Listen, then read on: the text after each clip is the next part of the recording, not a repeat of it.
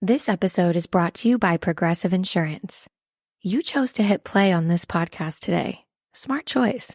Make another smart choice with Auto Quote Explorer to compare rates from multiple car insurance companies all at once. Try it at progressive.com. Progressive Casualty Insurance Company and Affiliates. Not available in all states or situations. Prices vary based on how you buy. They say opposites attract. That's why the Sleep Number Smart Bed is the best bed for couples. You like a bed that feels firm, but they want soft? Sleep Number does that. You want to sleep cooler while they like to feel warm? Sleep Number does that too. J.D. Power ranks Sleep Number number 1 in customer satisfaction with mattresses purchased in-store. And now, during Sleep Number's biggest sale of the year, save 50% on the Sleep Number Limited Edition Smart Bed, plus special financing for a limited time. For J.D. Power 2023 award information, visit jdpower.com/awards. Only at a Sleep Number store or sleepnumber.com. See store for details. Hello and welcome to In All Honesty, the podcast where you get the honest answers you didn't know you needed. My name is Michelle Elman and I'm a 5-board accredited life coach, and I use my knowledge from this to answer all the questions that have been on your mind lately. This week we are talking about romantic relationships. I've done an episode on dating and probably will do another one at some point, and I term that as essentially any phase before you become official. And so let's term this episode as any phase that you are after you are official, after you put a label on things. And I understand not everyone puts a label on their relationship, and that labels don't really matter, because I don't know about you, but some of the most casual relationships that never really had an official label meant more to me than the boyfriends that I had for months. So to me, it doesn't mean anything, but just as a differentiator, that is the difference between these two episodes. And it is said that relationships become like a mirror. Since they are our most intimate relationships, it's definitely the fastest way to see your shadow. The shadow is a term that is used in personal development, and I know in life in general, it's normally said in a negative way, but that's a judgment. If you call anything negative or positive, that's a judgment. We all have a shadow side to us, and the best way to explain it is that it's the side of ourselves we can't see, but our partners can, which is why they are so good at pushing our buttons. I don't know about you, but in my romantic relationships, whether they've lasted or not, I find I learn the most about myself. And I'm always learning new things in these relationships because they have access to my shadow better than I do. Within these relationships, there have been times I've seen my shadow in full force, and there have also been times when I've been so proud of myself because I can practically see my self-growth and personal development work I do in action within a relationship. And sometimes it's just a little bit easier to see when you're with someone else than if you're working on it by yourself. For example, I remember a specific instance in my last relationship this year where I got really vulnerable with someone, and I used to really struggle with that, and I would get really defensive if I felt unsafe rather than communicating it.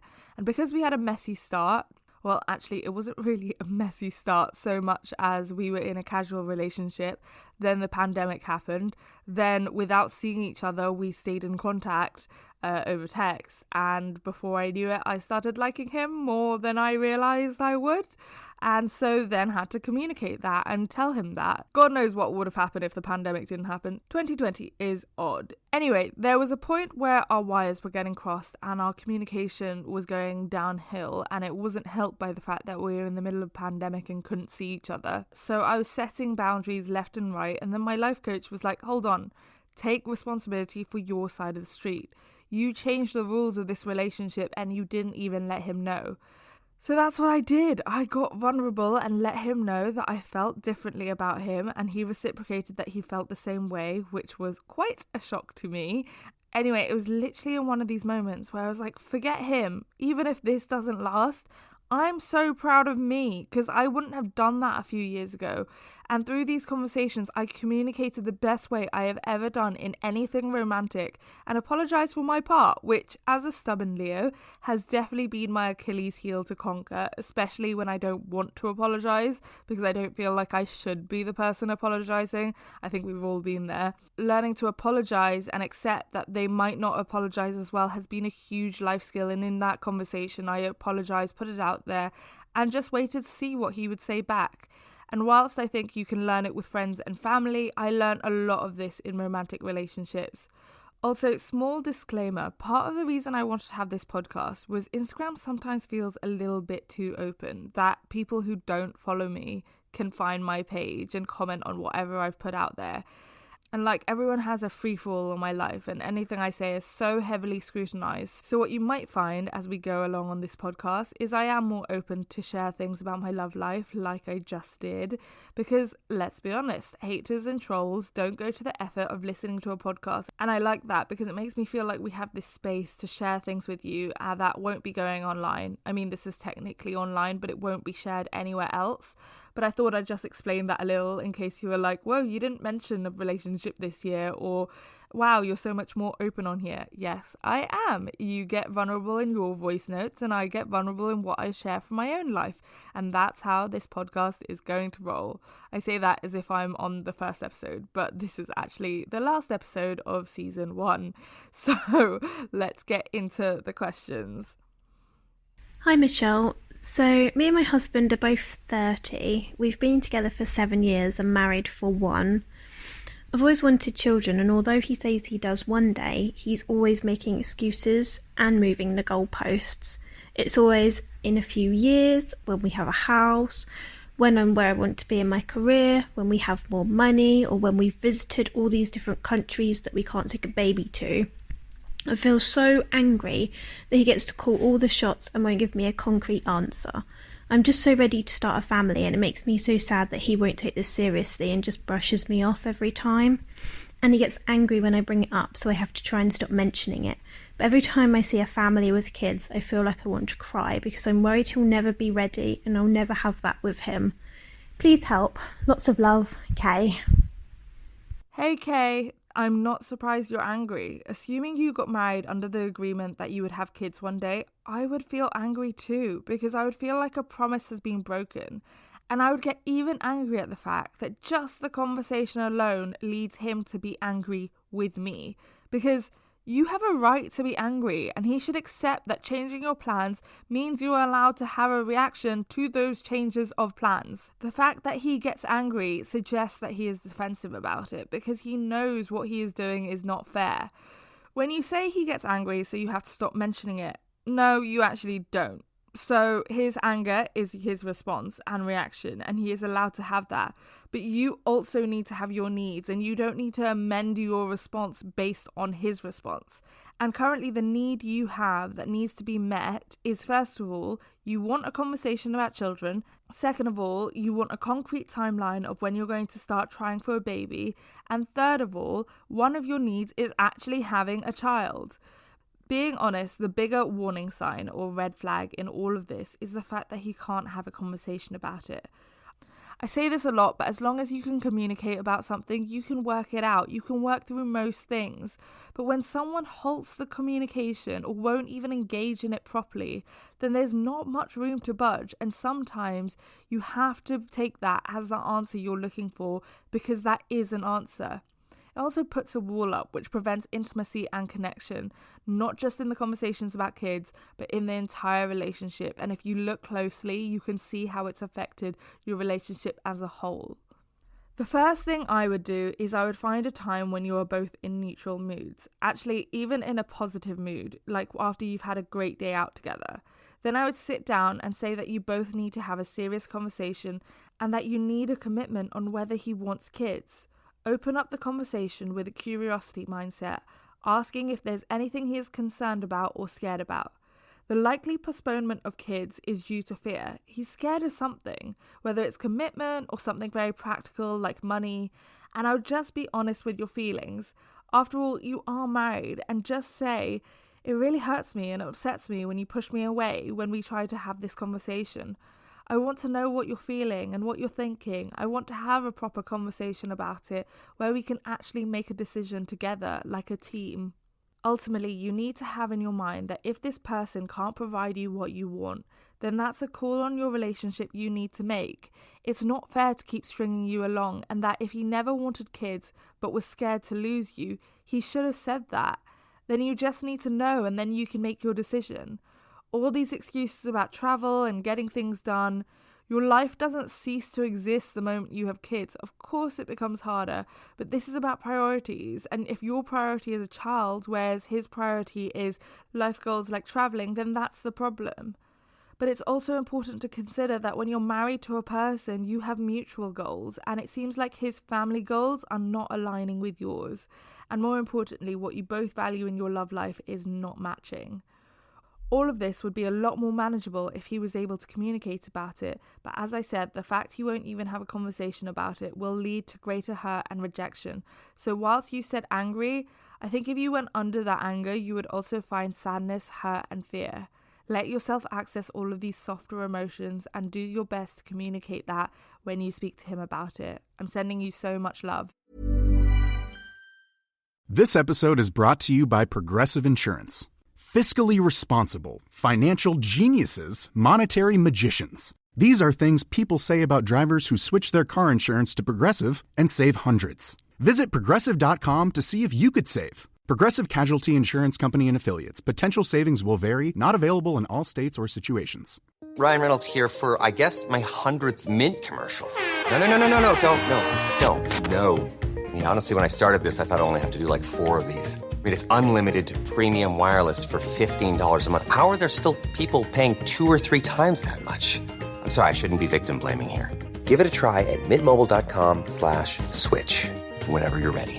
$45 upfront payment equivalent to $15 per month. New customers on first 3-month plan only. Taxes and fees extra. Speed slower above 40 gigabytes. See details. Dealing with mental health can be hard. All the influencers' posts, articles, podcasts, tips about what to do, what not to do, silence retreats, yoga retreats. My friends tell me to take some me time. My mom says I need a boyfriend. Therapy? Impossible without insurance. Even with, it's expensive. United Healthcare can help make getting mental health care easier. With Mental Health Complete Plus, provided by Teladoc Health. Unlimited virtual sessions, only $59.99 a month. Visit mentalhealthcomplete.com to learn more. This week, in Dissecting Dysfunctional Conversations, we are talking normal people. Every week, I dissect dysfunctional conversations that I see on TV, and we use it as an opportunity to improve our own communication. I absolutely fell in love with Normal People, and funnily enough, it was one of those shows I explained in the first episode where people are like, how can you love it? You love communication and they can't communicate. In fact, one of the critiques of the shows is that the whole storyline or plot wouldn't exist if they could communicate. I don't buy that though, because you could say that about anything in life. How many situations and conversations exploded when they didn't have to because one person couldn't communicate, or two? The scene I want to talk about in Normal People is one where Marianne, one of the main characters, is dating this absolute arrogant tool, and her ex-boyfriend, Connell, the other main character, comes to visit them in their villa. I think it's in Italy, but I can't remember fully. An ex-boyfriend and a boyfriend sitting across from each other at dinner is never going to be a great scenario. And this dinner scene ends up being one of those classic dinners where you can cut the tension with a knife and there is more not being said than being said. If you've ever been in one of those dinners, it's really awkward and you just want to get out of there as soon as possible. The moment they sit down, he complains that the glasses they are using are not proper champagne glasses, and the comments continue through dinner in what we call in life coaching one-upping comments. It's comments where you elevate yourself and put yourself in a one-up position and you put someone else in the one-down position. So if you consider her boyfriend Jamie is really insecure about her ex-boyfriend being there and he feels like he can't compete with the love they had, he then tries to compete with wealth because he's richer than her ex, and culture and being more worldly because he comes from a higher class upbringing. When Marianne mentions that the champagne glasses are her dad's and that her dad has passed away, he retorts with a heavily sarcastic, "Oh, I didn't realise this was such an emotional issue for you. I'm terribly sorry." He continues to take jabs throughout the dinner, but in a scene like this where her ex-boyfriend was there, you would think that you'd want to show that you're really in love and have the perfect relationship. But this boyfriend clearly had narcissistic tendencies, and a narcissist will be annoyed anytime the attention is away from them. There is almost a power move in being able to treat your girlfriend badly in front of her ex, and her ex can't do anything about it. And it's almost saying, look, I treat her badly and she still stays.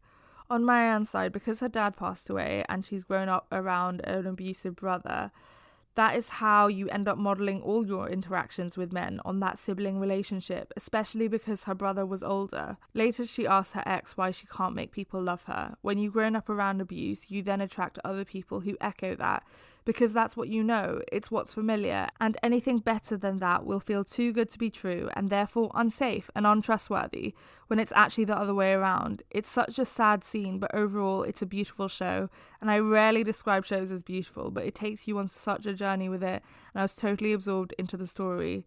And now I just need to find some time to read the book. I'm actually going to try to do that over Christmas. Hi, Michelle. I'm sending a voice note on long-term relationships. This is in regards to my partner. I think it would be considered long-term. It's been 6 years.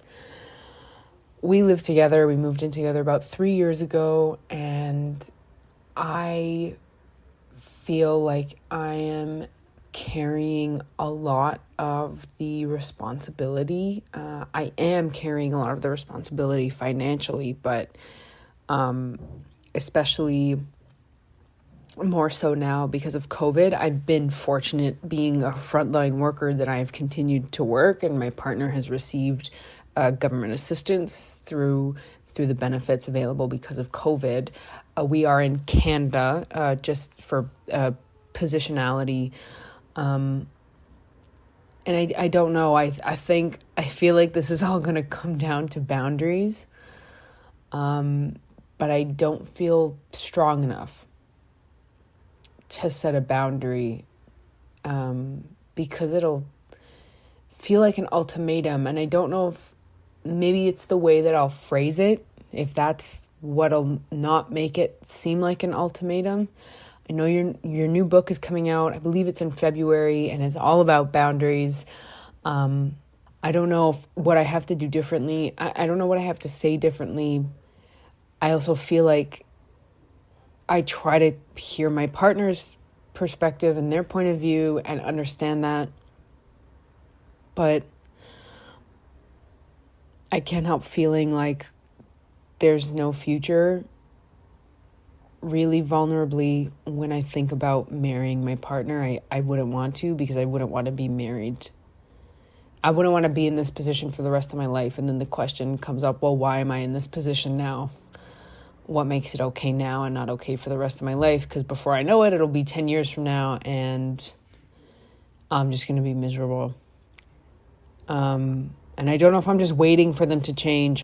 I guess ultimately it's a question around long-term relationships and setting those boundaries so they don't feel like ultimatums, but how do you let them know, like, I need this to change, and I need it to change because I can't. And I won't do it any longer the way that it's being done. Okay, thank you so much. Hey, thank you so much for your question. The first thing I want to say to you is you already know the answer to your question. You could almost hear you answering your own question the more you spoke. And that's a wonderful, beautiful thing, because I truly believe we can have all the answers within us, and sometimes we just need a little help getting there, and sometimes saying things out loud makes you realize it. I wanted to include this voice note because everything you said is so important, and you aren't the only one who faces these forks in the road. The main thing I want to ask you is, are you only carrying the responsibility of the relationship financially, or the responsibility of the entire relationship? Because you said one initially and then you specified it down to money, but my intuition is saying it's not just about money. It rarely is. The money is an example of a broader issue. I want to ask, are you always the one moving the relationship forward? Are you the one making plans? Are you the one putting in more effort? You need to ask yourself these questions and get honest with your answers. The difference between an ultimatum and a boundary is that an ultimatum is a threat and it's about them. A boundary is about you and what you need. How you phrase it is the difference between I need this need to be met and I need you to meet that need. One depends on the idea that you will get the need met, even if it means leaving the relationship.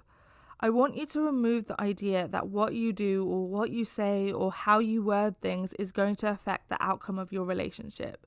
When you set a boundary, you have to remove any expectation of how the other person is going to respond. It's not the fact that you are not strong enough to set a boundary. It's more the fact that you're afraid of the consequence of the boundary. You are scared setting the boundary means there will be no change and the boundary won't be accepted. And most of all, you are scared to admit what you already know. You know many things about your relationship, but if you were to say it out loud, it would lead to a spiral of events, which when you've been in a relationship for 6 years, means a lot about your future, and that's scary, and that's okay to admit. If it is just about the money, and that's okay too, money is a difficult subject, and when we talk about it, people always come across as shallow to want a certain amount of money or even a balance between two partners in income. But it's okay to want that. Money brings a lot of issues into a relationship. In fact, it's shown it's one of the most common fights in partners, and to not want to have the disparity in incomes is a value that you need to have met in your relationship, then that's okay. Societally, we always say that love should be so overwhelming that money shouldn't matter, but love is sometimes not enough. Sometimes we need the values and the lifestyles to match up, and that's okay. For me personally, my point of view on all of this changed when a friend broke up with her partner because their income started becoming an issue. I asked her questions on it, and she ended up saying to me the money thing always became a repetitive fight. She worked hard for her money and she felt she could never enjoy it. She couldn't live the lifestyle she could afford, and when she would want to go to a nice restaurant for her birthday, for example, and he said he couldn't afford it, she would offer to pay. But then there was always this underlying feeling of resentment from both parties that led to more and more fights over time. For some couples, this might not be the case, and you'd be happy to pay for everything willingly without an even share or even split. And for others, that's not the case, and who is anyone else to judge? They frankly don't have the right to, so if you're feeling any shame around this, then don't. You are allowed to have requirements for your relationships that other people might not need. Ultimately, as you said, you are right. If it's an issue now, what's going to change in a few years? If you feel like there's no future after living together for 3 years and 6 years altogether, this is going to be painful no matter when you end it, and unfortunately, it only gets more painful over time. I understand holding out hope for them to change, but you need to be honest with yourself and ask yourself if they want to change or if you want them to change. Because if the motivation to change isn't coming from them, then yes, the change can be temporary, but that's all it will ever be. My answer isn't an optimistic one, but I hope it's coming as confirmation to what you already know. You can do this, you are strong enough, and I believe in you. Today's 3 quick tips are on how to have healthy communication in a relationship. Number 1, take yourself out of the situation. Before sitting down to a difficult conversation, I always find it helpful to take myself out of the situation and imagine myself from a third-person perspective, like a fly on the wall. See it from their side, see how you're coming across. From the third-person perspective, it's a lot easier to see that you both have a mutual goal and that you both want to achieve the same outcome. To be honest, this can even help with menial conversations like who is folding the laundry. From the third-person perspective, you can see that it benefits both of you for the laundry to get done, and realigning the purpose of the conversation is important to direct the flow of conversation. Number 2, don't forget to ground yourself. Reground. Don't be afraid to stop and reset. If the conversation gets too heated or is moving in too many different directions, call for a pause and then reiterate, I love you, I want to resolve this together, we are on the same team. Give them a second to respond, and if they continue to escalate it, then state, this is not a productive conversation right now, let's put this on ice and check back in an hour. One thing I've also used is saying, I don't know the solution to this problem right now, but what I do know is I love you and I want to work on this to come up with a solution that suits us both. We don't need all the answers to want to work on it together. Number 3, change the physiology. A lot of the time we go into these conversations ready for a fight, and our body acts the same way. So it's also okay to pause, agree to both take a deep breath together, or even shake out all the tension and stress and then try this again. Your physiology is so connected to the way we communicate, and becoming aware of that is so helpful in order to realize how you're being perceived. You know when you walk into a room and you already know someone is angry before they've even spoken? That's because of body language. And you know when your mum says your name in a certain tone, she's annoyed? That's because of her tone. All of this is important to change if you want to have a productive conversation. Hi Michelle. I've been catching myself feeling jealous of a very specific male friend of my boyfriend. I know he's not attracted to him and he's not even his best friend. I mean, they don't even spend that much time together at all. But this specific friend has made some very weird and possessive comments about my boyfriend to me before, and he's just left me feeling really anxious and really exhausted in my skin. So I wonder what your thoughts are on jealousy and the roots of it, especially concerning your partner's friends. Lots of love from an anonymous sweet ass. I love how in the last episode I said someone was the first person to take me up on the agony aunt style name, and now I've just got another. I don't know why, but my brain actually thought you were going to say anonymous Swede, like Sweden. Anyway, onto your question. Jealousy is a big topic, and if you want an episode on it, then listeners, send me in some voice notes on jealousy. So onto your question. First up, jealousy doesn't have to only occur within a romantic context. In terms of just because this friend is not romantically or sexually attracted to your partner doesn't mean that you don't have a right to your feelings. When you said you feel anxious and exhausted in your skin, that is a sign that your boundaries are being crossed and you need to say something about it. I think sometimes we make a really big thing about it and we think it has to be really confrontational, but even saying something as simple as, "Oh, that makes me feel weird," that's a bit of a weird thing to say. If it then continues, you can actually say, "It makes me feel uncomfortable that you're so possessive over my partner." It doesn't actually matter what this friend says. It matters how it makes you feel, and because the words were said to you, I would say it directly to the friend in the moment. But if you worry that might affect your relationship with your boyfriend, then you have to have a conversation with your boyfriend. Open it in a very curious way, asking, "Have you ever thought he makes odd or possessive comments about you?" Or phrase it as, "Your friend said this, do you think that's weird?" If your boyfriend sees no issue, then you can easily say, "I know it doesn't bother you, but I'll be honest in saying it makes me uncomfortable, and I'd prefer if he didn't make those comments." And in terms of possessiveness, I think any possessiveness, either in friendship or a relationship, isn't healthy. People are separate humans, and no one relationship is a competition or in conflict with another relationship existing. The only time it's in conflict is when the person prioritizes one party over another. In this situation, it sounds like whilst you're not being possessive and your boyfriend is not either, your friend is. And unfortunately, the natural reaction to when someone gets possessive is to get possessive back. But I would warn you against this, and instead just put stronger boundaries over what is and what is not okay, what you will and what you won't tolerate. You are allowed to do that. It is your right because it is your relationship and it is affecting you. Then you are the one who needs to protect your needs and your relationship. In terms of jealousy, I don't think this actually is jealousy, or maybe to put it a better way, I think this is appropriate jealousy and there is inappropriate jealousy. I don't think that you're being jealous about nothing, but it could be the case that the friend is jealous of your connection and intimacy that you have with your partner. Even if they're not interested in them themselves, they crave that connection and intimacy, and that is probably what you're detecting in some of your interactions. This is why vocalizing the impact it's having on you is important, because the jealousy is their stuff that they need to sort out, and it's got nothing to do with you, so you shouldn't have to put up with it. I hope that helps, but as I said earlier, there are many different sides to jealousy. So maybe I'll dig into that in a future episode. Or actually, no, I'll dig into that in a future episode if someone sends me 3 voice notes / 3 people send me 1 voice note about it. Or actually, you can all just send me more and I'll use them in a future episode. Thank you so much for your questions and giving me a new episode idea. Every week I end the episode on something I am working on myself to show you that you're not alone and that everyone has stuff that they're working on. The thing I am working on, and to be honest, I'm constantly working on because everything in my job means there are things actually working against me, is my relationship with my phone. My job means that there is a certain amount of time I actually need to be on social media. And then you get hooked to the addictiveness of it. If you haven't watched The Social Dilemma on Netflix, I highly recommend it. So every couple of months, I decide to sleep with my phone in another room, and then a few months later, I will find myself slipping backwards.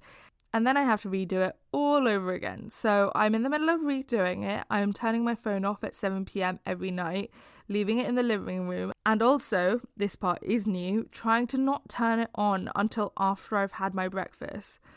This is new because even in the last 6-month spell of having my phone in a different room when I slept, I would leap out of bed and walk straight to the living room, pick up my phone and walk back to bed and lie in bed with it as I checked all my social media. But this is a new way of giving myself just an hour to get ready uninterrupted. And it not only means I'm getting ready faster, but I'm finding my whole day is a lot more peaceful. It is something I'm constantly having to fight, but this is a really good thing when I can do it. And how I found that I've made it work this time more so than other times is, in order to, especially in the mornings, make it work, is I need to give my brain something new to do.